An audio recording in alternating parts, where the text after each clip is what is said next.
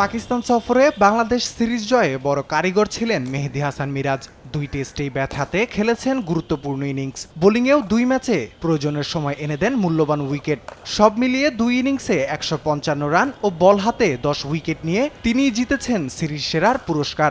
আসন্ন ভারত মিশনেও এই ধারা অব্যাহত রাখতে নিজের প্রস্তুতি সারছেন এই অলরাউন্ডার। পাকিস্তান সিরিজে দলের অলরাউন্ডারদের পারফরমেন্স ছিল প্রশংসনীয়, আর দলে অভিজ্ঞ অলরাউন্ডার সাকিব আল হাসান থাকায় 2 অলরাউন্ডারের বাড়তি সুবিধাও আদায় করে নিতে চান মিরাজ।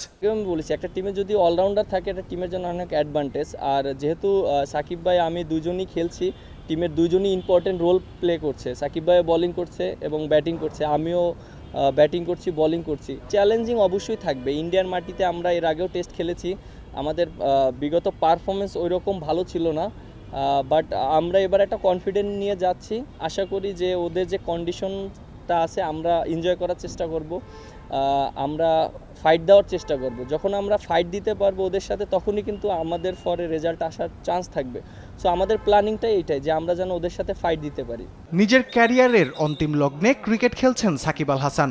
এই অলরাউন্ডারের অবসরের পর দলের দায়িত্ব তার কাঁধে বেড়ে যাবে বলেও জানান মিরাজ। একটা পর্যায়ে কিন্তু সবারই রিটায়ারমেন্ট আসতে হয় এবং সবাই ক্রিকেট ছেড়ে দিতে হয়। দেখেন যে ওয়ার্ল্ড ক্রিকেটে প্রত্যেকটা টিমেই কিন্তু এরকম আছে রিপ্লেসমেন্ট। আমার কাছে মনে হয় যে আপনি যেটা বললেন যে সবাই তো আর সারা জীবন খেলবে না, সাকিব ভাই যখন থাকবে না তখন হয়তো আমার রোলটা আরও বেশি ইম্পর্টেন্ট হয়ে থাকবে টিমের জন্য।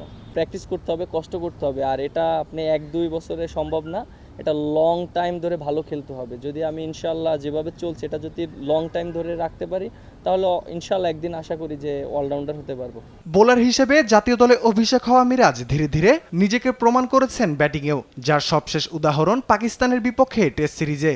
ভালো ব্যাট করলেও মিরাজের আক্ষেপ 8 নম্বরে ব্যাট করা নিয়ে, বিশেষ করে টেস্ট ক্রিকেটে। দলের হয়ে এই পজিশনে ব্যাট করা সবচেয়ে প্রেসারের বলেও জানান এই অলরাউন্ডার। বেসিক্যালি আপনি যেটা বললেন যে 8 নাম্বার ব্যাটসম্যান হতে চাই না, কারণ 8 নাম্বারে ব্যাটিং করা অনেক প্রেশার।